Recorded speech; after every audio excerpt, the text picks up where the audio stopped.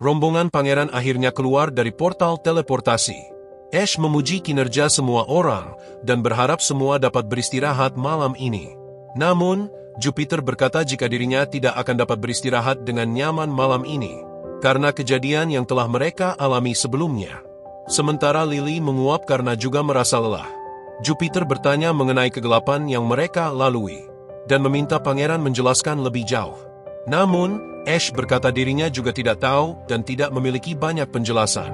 Oleh sebab itu, mereka akan mengungkap rahasia dari kota danau sedikit demi sedikit. Jupiter berkata akan kebar terlebih dahulu.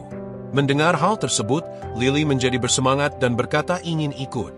Jupiter senang dengan ajakan dari Lily dan akhirnya mereka berdua berangkat. Melihatnya, pangeran menjadi senang. Sementara Demian berkata akan kembali ke gereja, karena kegelapan di dungeon membuatnya takut, dan dirinya akan ibadah untuk menghilangkan rasa takutnya. Pangeran menjawab oke, dan meminta Demian untuk beristirahat. Terakhir Lucas, karena mereka tinggal di Mansion. Tentu Ash langsung mengajaknya untuk pulang. Lucas setuju, namun sebelumnya dia bertanya apakah tidak sebaiknya kembali dulu ke danau. Ash bertanya untuk apa? Dan Lucas menjelaskan kalau mereka perlu melihat musuh yang akan menyerang. Ash menjawab kalau itu tidak perlu, karena mereka sudah tahu. Musuh yang menyerang adalah musuh yang tidak dapat ditampung di dungeon.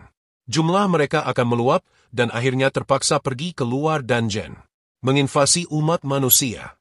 Lucas yang mendengar penjelasan pangeran, paham dan mengikuti Ash untuk pulang. Intinya, yang akan menyerang mereka selanjutnya adalah para tikus seukuran ternak. Sesampainya di kediaman, Aider menyambut dengan panik, karena Aider memiliki kabar buruk yang mendesak. Aider langsung berkata, jika bantuan tidak akan dikirim. Membuat Ash syok berat, namun belum sempat mendengar penjelasan. Perut Lucas menggergaji, dan Lucas meminta maaf. Pangeran yang melihatnya memaklumi, dan berkata memang mereka sudah lelah, jadi lebih baik makan dan istirahat saja dulu. Lagi pula, masalah tidak adanya bantuan ini tidak dapat ditangani dengan cepat. Keesokan paginya, pangeran langsung bertanya kepada Aider mengenai kenapa bantuan tidak dapat dikirim. Dan Aider menjelaskan kalau pasukan kekaisaran sedang sibuk ditarik perang dengan musuh. Sebenarnya, kekaisaran di cerita fiksi manapun memang selalu berperang dan menindas negara lain. Mungkin ini adalah salah satu cara untuk mempertahankan kekuasaan. Namun, di sisi lain ini juga merugikan Ash karena menjadi tidak mendapatkan bantuan sumber daya manusia. Pada dasarnya, para ras di dunia ini tidak akur. Dan saat ini, kekaisaran sedang berperang dengan negara Dukdom di selatan. Ash mengerti dan bertanya mengenai pertambahan prajurit bayaran. Namun, Aider sekali lagi meminta maaf karena prajurit bayaran baru belum tersedia. Tapi, Ash mencela Aider yang dari tadi tersenyum padahal situasi mereka genting. Aider berkata kalau sebenarnya ada lagi prajurit yang dapat dimintai bantuan.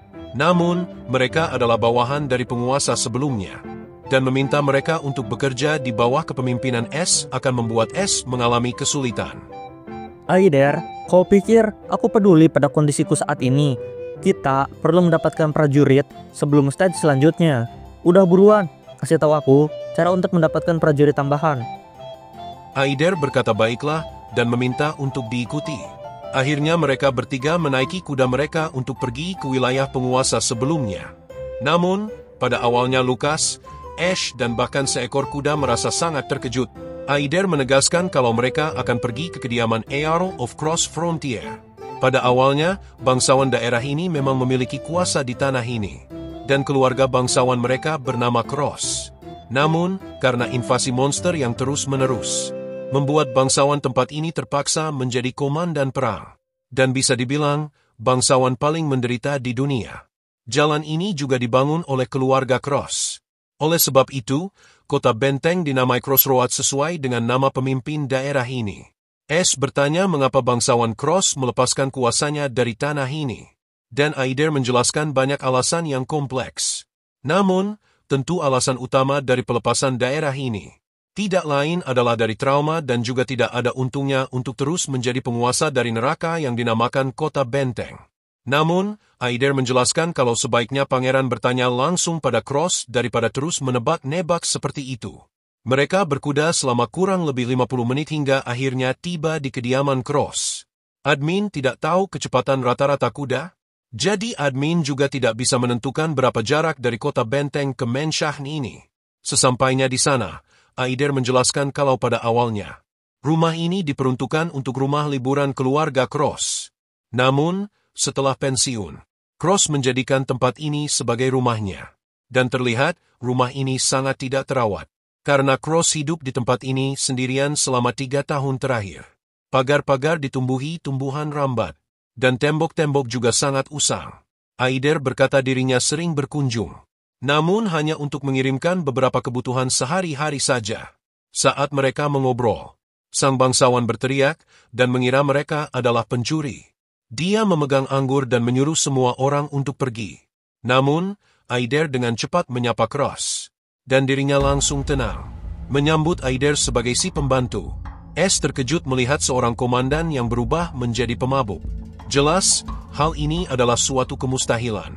Jika sampai itu terjadi, berarti luka di hati sang bangsawan sangat besar sampai dia tidak dapat hidup tanpa anggur. Aider mengobrol dengan Karel, dan berkata dirinya membawa beberapa tamu.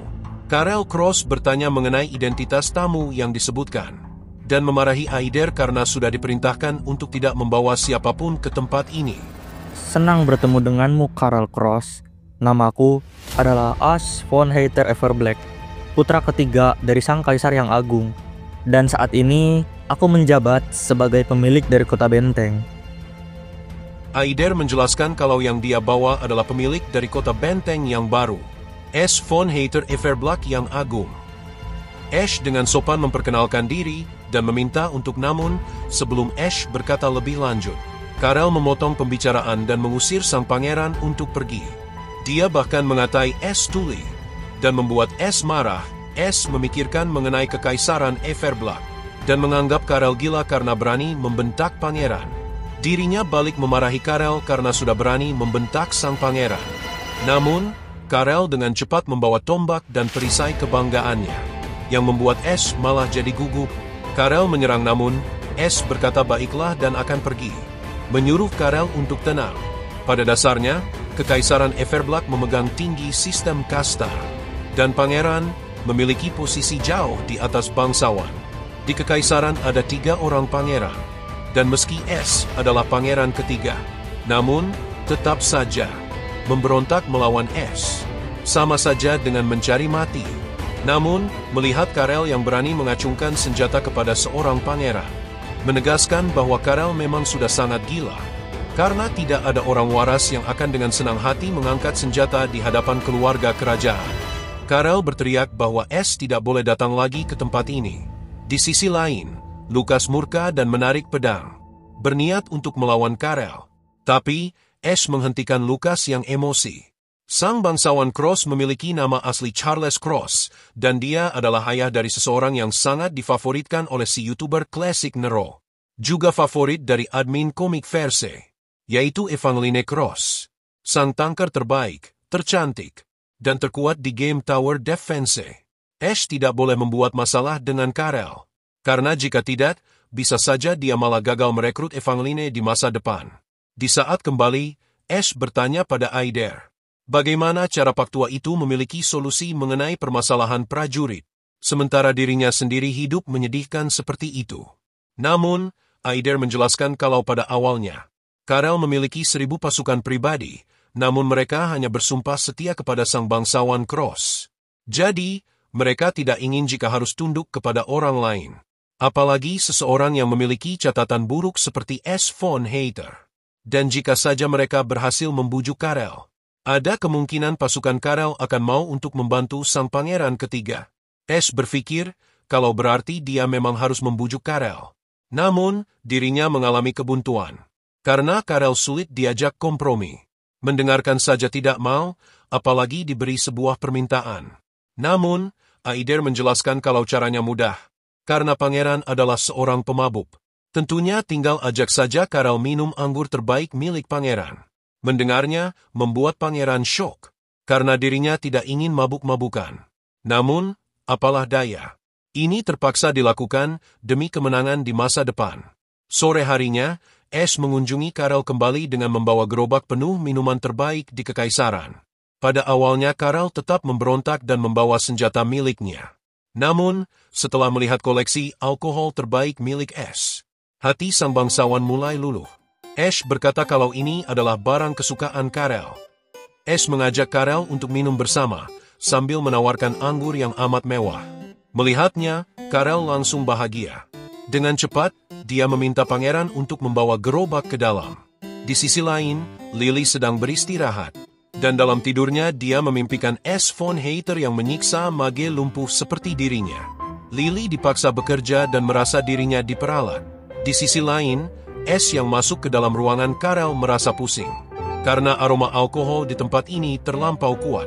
Ash menyadari kalau Karel bukan hanya suka alkohol, tapi terlalu ketergantungan pada alkohol. Membuatnya semakin bertanya-tanya trauma batin apa yang membuat Karel sampai seperti ini. Karel menyediakan 2 gelas premium. Namun, Ash von Hater menanyakan tentang kualitas dari gelas ini. Apakah gelas ini bersih atau tidak? Karel menjelaskan kalau meski rumah ini tidak dirawat, namun, khusus untuk gelas dan piring akan selalu dirinya rawat. Dan dengan cepat, dia menarik sebotol anggur. Karel menyadari kalau anggur yang dibawa oleh pangeran sangat luar biasa. Bahkan diciptakan dari beberapa generasi yang lalu. Kualitas anggur akan semakin baik sepanjang dirinya disimpan. Hal ini sangat mengejutkan Karel. Ash mengatakan kalau ini juga adalah anggur khusus yang diciptakan untuk menghormati sang kaisar. Setelahnya, dia menuangkan anggur ke dalam cangkir milik Karel. Ash mengajak Karel untuk bersulang, namun Karel tidak mendengar dan langsung menenggak anggur sekali minum. Ini membuat Ash bingung, karena dengan cara itu mana mungkin Karel dapat menikmati anggur tersebut. Namun, Karel menegaskan kalau dirinya bisa. Karena, anggur pangeran jauh lebih berkualitas daripada yang biasa dibawakan oleh si pembantu. Ash berkata bahwa dirinya ini membicarakan sesuatu. Namun, Karel malah berkata akan mengusirnya jika pangeran membahas hal lain selain anggur. Ash tidak menyerah, dan berkata, setidaknya minta dihidangkan makanan selagi mereka menikmati anggur mereka. Karel sempat terdiam dan langsung dihina oleh Ash von Hater. Namun, beberapa saat kemudian, dia memberikan sekantong penuh buah kepada pangeran. Ash menanyakan mengenai buah tersebut dan Karel menjelaskan kalau buah ini adalah buah yang dipetiknya dari kebun. Hal itu mengejutkan pangeran karena mengetahui Karel memiliki kebun. Dirinya tidak menyangka orang yang tidak merawat huniannya dengan baik, malah memiliki kebun yang jelas pasti butuh perawatan. Karel mengatakan kalau kebunnya dekat dan cukup tengok saja keluar jendela. Tapi, kebun itu memang kecil. Namun Karel sangat bahagia merawat kebun kecilnya itu. Pangeran setuju, mengatakan kalau kebun itu jauh lebih terawat daripada rumahnya sendiri. Pangeran mencoba memakan buah itu, namun dia langsung merasa mual. Rupanya buah itu rasanya amat pahit. Karel tidak setuju dan berkata pangeran tidak tahu cita rasa. Namun, saat Karel juga memakan buah itu, dia juga mengericik pahit. Pangeran yang kesal berkata kalau pak tua ini mengada-ada. Karel bertanya, kenapa buah ini rasanya seperti sampah, dan memberikan sekantung penuh buah pada Ash von Hater. Melihatnya, Ash menjadi heran. Mengapa kakek ini malah memberikan buah yang bahkan tidak dapat dikonsumsi? Karel berkata kalau dia tidak mau memakan buah ini dan memilih memberikannya saja pada pangeran. Namun, Ash sadar kalau perkataannya membual. Karel memiliki maksud lain, namun pangeran masih tidak tahu alasan apa yang kira-kira dimiliki oleh Karel. Karel menjelaskan kalau kota benteng terletak di ujung benua. Sinar matahari cerah dan tanah amat subur. Tanah di kota benteng sangat bagus untuk menanam buah dan sayur. Namun, Ash bertanya, kalau memang sesubur itu, kenapa buah yang ditanam oleh Karel malah memiliki rasa seperti ini? Karel menjelaskan kalau itu ulah monster. Monster tidak hanya merusak ladang dan juga mengalahkan banyak petani. Namun, monster juga memberikan racun pada tanah, yang membuat kesuburan tanah kian berkurang. Dan alasan itu juga yang membuat tanah di kota benteng tidak ditanami oleh tanaman. Karel menatap anggur miliknya yang memang sangat mewah. Karena di kota benteng, anggur semacam ini tidak dapat didapatkan. Dan pangeran bertanya, kalau memang tanaman tidak dapat hidup, mengapa Karel malah menanam pepohonan dan bahkan buah? Karel menjelaskan, kalau semua orang memiliki trauma. dan trauma terdalamnya adalah kebun tersebut. Karel mengatakan kalau kondisi tubuhnya memburuk. Bahkan dirinya sekarang sudah tidak bisa merasakan mabuk lagi. Ash memotong pembicaraan dan mengatakan niatnya. Dirinya ingin meminta bantuan karena jumlah monster benar-benar berada di level yang berbeda dengan yang diketahui Karel. 1 minggu yang lalu, 1000 living armor menyerang. Namun, untungnya mereka berhasil mengalahkan monster. Meski harus kehilangan banyak nyawa berharga. Pada dasarnya korban dari invasi sebelumnya hanya 5 orang. Namun, 5 itu sangat banyak bagi Ash. Karena setiap nyawa adalah berharga. Selain itu, tembok kota mengalami kerusakan parah akibat bentrokan. Dan hingga kini, pedang besar sang bos masih menghalangi aktivitas di atas benteng. Sekali lagi, Ash berkata kalau dirinya meminta pengertian sang bangsawan untuk memberikan pasukan kepadanya. Namun, Karel menjelaskan kalau dirinya tidak memiliki pasukan. Yang langsung dibantah oleh Ash, dirinya mengetahui kalau Karel memiliki pasukan pribadi yang bekerja untuk keluarga Cross. Namun, Karel menjelaskan kalau mereka bukan bawahan, melainkan teman yang ikut pensiun saat Karel melepaskan kebangsawanannya. Ash meminta untuk memanggil mereka kembali. Pada dasarnya mereka masih di usia produktif dan akan sangat membantu dalam peperangan. Namun, Karel berkata tidak ada gunanya. Karel berkata kalau wilayah ini tidak layak dilindungi. Dan pangeran hanya menyia-nyiakan hidupnya di tempat ini. Orang ini sudah mengabdikan diri pada daerah ini begitu lama. Selain itu, nenek moyang Karel juga melindungi Crossroad dari invasi monster selama beberapa generasi. Tapi, kakek ini mengatakan hal yang tidak dapat aku mengerti. Bagaimana bisa dia berkata bahwa tempat ini tidak layak untuk dilindungi? Selain itu, tidak dapat dipercaya. Mengingat usia Karel saat ini, harusnya masih ada di angka 40 tahun hingga 50 tahunan. Namun, mengapa ya dirinya begitu rentan seperti dapat meninggal kapanpun?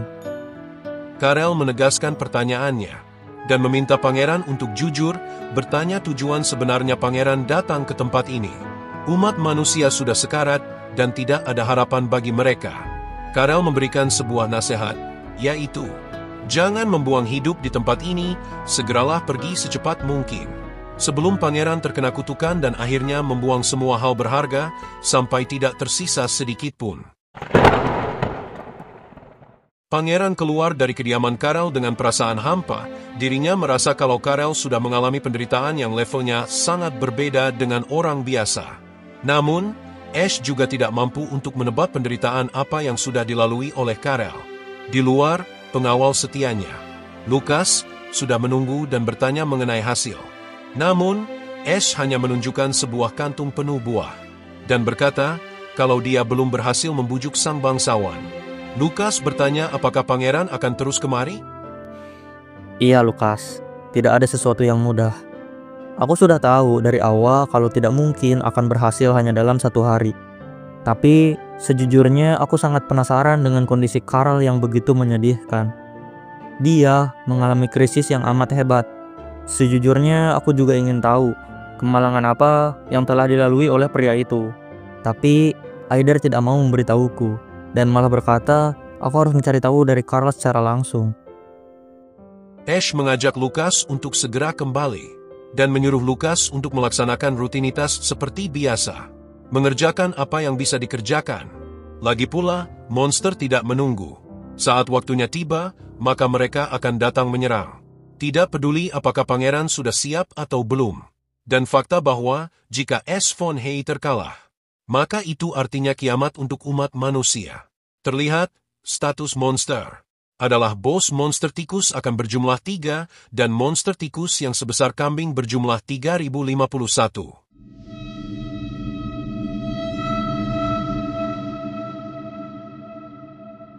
Keesokan paginya, Ash von Hayter kembali mengunjungi proses perbaikan benteng.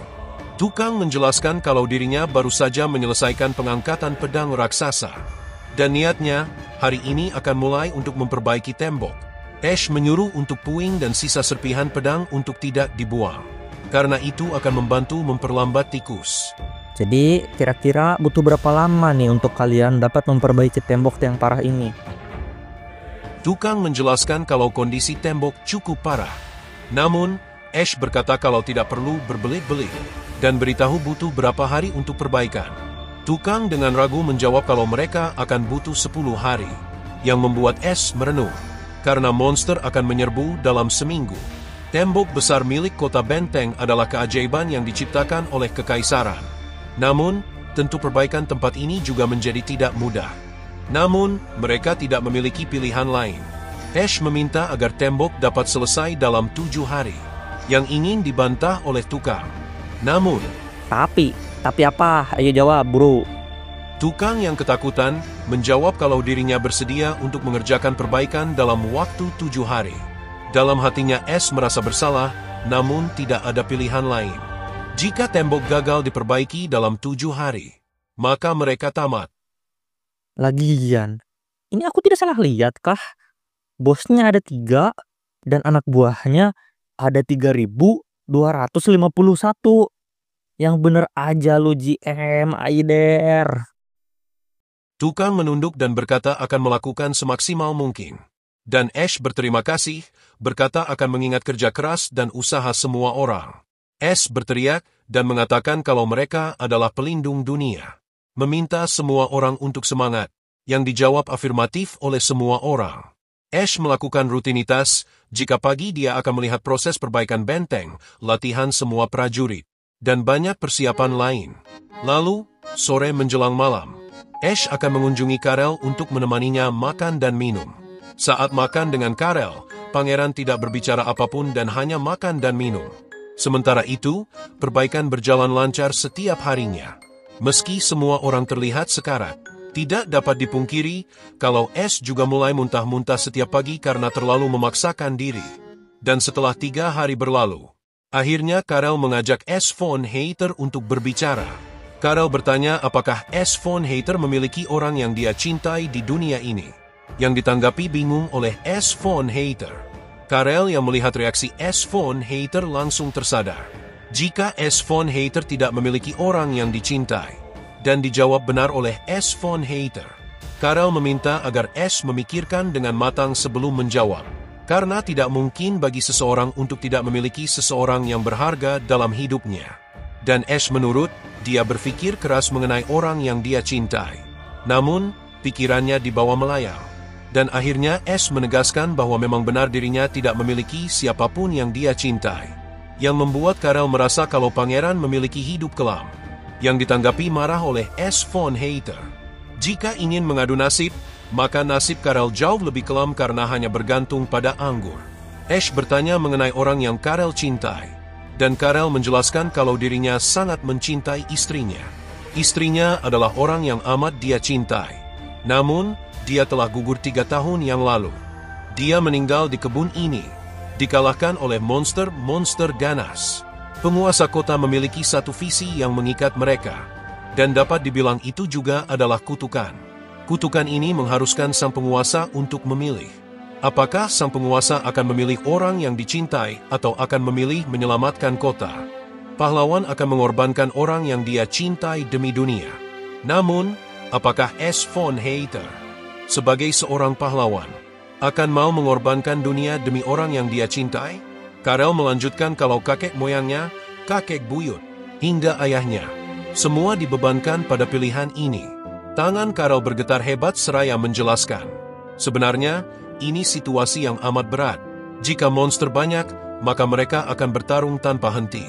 Namun, jika monster sedikit, maka keuangan kota akan sangat memburuk. Terlebih, kota benteng adalah kota mati, yang tidak dapat ditumbuhi satupun tanaman. Di saat itulah, istri sang bangsawan menyarankan untuk membangun lahan pertanian yang jauh dari kota benteng, yang masih layak untuk ditanami oleh tanaman. Wilayah itu ada di selatan, yang tidak lain adalah daerah yang kini didiami oleh Karel. Tempat ini memang amat terbuka dan berbahaya. Namun, kebanyakan monster tidak akan sampai kemari, karena mereka hanya fokus terhadap kota benteng. Karel, dari awal kamu salah. Wilayah ini tidak didatangi monster karena memang tidak ada manusia yang hidup di sini. Tapi, jika sampai ada kehidupan di area ini, maka monster akan menyerang. Karel melanjutkan, kalau pengungsi berdatangan dari wilayah lain untuk ikut berkebun, Hal ini berlangsung lama, hingga bertahun-tahun, hingga banyak perkebunan yang dibangun. Namun, Karel sadar kalau akhirnya monster mulai menyerang. Namun, karena jaraknya jauh, tidak banyak monster yang lolos ke perkebunan, dan akan mampu dikalahkan oleh kesatria kota benteng. Istri Karel mengawasi dan memimpin perkebunan, di daerah yang amat terbuka dan penuh resiko. Karel mengingat beberapa tahun yang lalu, istrinya memberikan buah yang dipetik dan ditanamnya sendiri. Buah ini adalah buah yang amat manis, karena ditanam dengan darah dan air mata mereka. Bahkan dalam benaknya, Karel berharap kalau monster tidak akan lagi datang untuk selamanya. Karel menatap kota benteng, dan mengingat hari-hari penuh bahagia tanpa peperangan. Namun, Pak Tua ini menyadari kalau itu hal yang mustahil. Baru 2 tahun setelah mereka membangun kebun, 100 monster naik ke permukaan dan menyerang kota. Istri Karel melambaikan tangan dan meminta Karel untuk berhati-hati. Namun, keberuntungan mereka benar-benar sudah habis. 12 monster pergi ke arah main shaft. Namun, kota juga dalam kondisi gawat, yang membuat Karel memiliki 2 pilihan. Korbankan anaknya dan puluhan ribu nyawa berharga demi istrinya, atau selamatkan istrinya dan korbankan kota benteng. Karel dengan nada dingin bertanya pada S. Apa yang akan dipilih Karel dalam situasi itu? S menjelaskan karena kota masih ada sampai saat ini. Jelas sekali Karel memilih kota dan mengorbankan istrinya. Karel berkata bahwa pangeran benar. Seperti para pendahulu, dia mengorbankan cinta dan kasih sayang demi nyawa yang lebih banyak. Itulah kutukan yang melekat erat pada semua keturunan Cross. Dan butuh waktu beberapa jam, hingga akhirnya semua monster dikalahkan. Dan saat Karel kembali ke kota, semua orang sudah tewas. Lahan sudah hancur, dan istrinya tidak luput dari kemalangan itu. Pada hari itu, Karel menyadari kalau dirinya salah mengambil keputusan. Andai saja dirinya tidak meninggalkan istrinya, atau setidaknya membawa istrinya bersamanya ke kota, mungkin saja istrinya akan tetap hidup. Namun, dirinya tidak memiliki kecerdasan seperti itu. Dan saat Evangeline tahu jika ayahnya mengorbankan nyawa ibunya, Evangeline menjadi sangat amat marah. Dia tidak mengerti mengapa ayahnya memutuskan untuk melindungi kota. Mengapa dia tidak langsung kembali dan menyelamatkan ibunya? Dan setelahnya, Evangeline memutuskan untuk pergi dari rumah karena amarah dan rasa sedih yang dipendamnya. Karel bergetar dan merasakan kepedihan luar biasa. Bayaran dari kerja kerasnya selama puluhan tahun adalah istrinya yang dikalahkan, dan anaknya yang pergi meninggalkannya. Membuat Karel meratapi nasib setiap detik dan hanya menunggu ajal. Karel menjelaskan kalau ini hanya contoh. Mungkin saja S tidak akan bernasib sama. Namun, jika pangeran tetap keras kepala dan memimpin kota ini, suatu saat pangeran akan diminta untuk memilih kedua hal tersebut, antara menyelamatkan orang yang dia cintai atau menyelamatkan kota yang dia pimpin. Dan Karel bertanya, apakah pangeran tahu julukan kota benteng? Pangeran dengan langsung menjawab, kota batu nisan, kota kematian. Karel, kau mengatakan kalau itu kemungkinan. Tidak, aku malah merasa kalau itu adalah sebuah ramalan.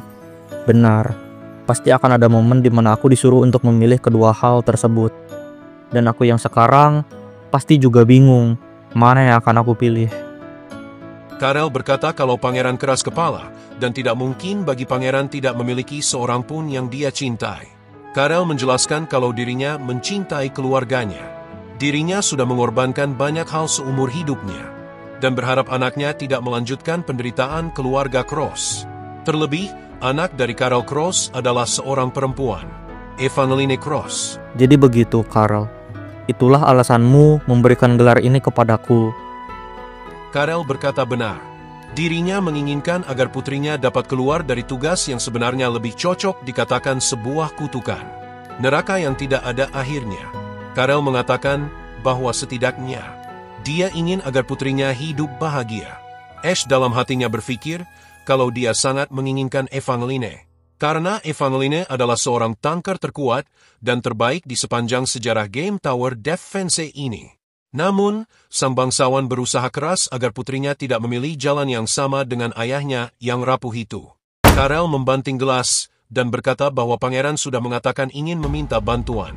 Namun Karel menjelaskan kalau dirinya sudah cukup membantu seumur hidupnya. dan terlalu banyak pengorbanan yang dia berikan bagi kota ini.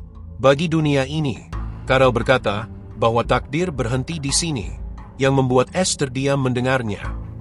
Sorot mata Karel tidak terlihat seperti seseorang yang pemberani. Aku sama sekali tidak dapat membayangkan penderitaan apa yang telah dia lalui. Sejujurnya, setelah mendengar ini, aku merasakan sakit hati yang tidak pernah aku rasakan sebelumnya. Karel menutup pembicaraan dan berkata bahwa dirinya, Karel Cross, ingin mati di kebun ini, bukan di dalam kota benteng, dan berharap sang pangeran menghargai keputusannya. Karel mengatakan kalau penjelasannya pasti sudah cukup bagi sang pangeran, dan meminta pangeran untuk pergi. Juga, jika saatnya kutukan itu tiba, Karel ingin agar pangeran memilih dengan bijak, dan tidak membuat keputusan yang membuatnya akan menyesal. Sudahlah teman-teman, kita beristirahat dulu dari kesedihan, dan menatap senyum tulus Demian kepada Jerry. Nampaknya Demian mendapat didikan yang amat baik dari gadis suci.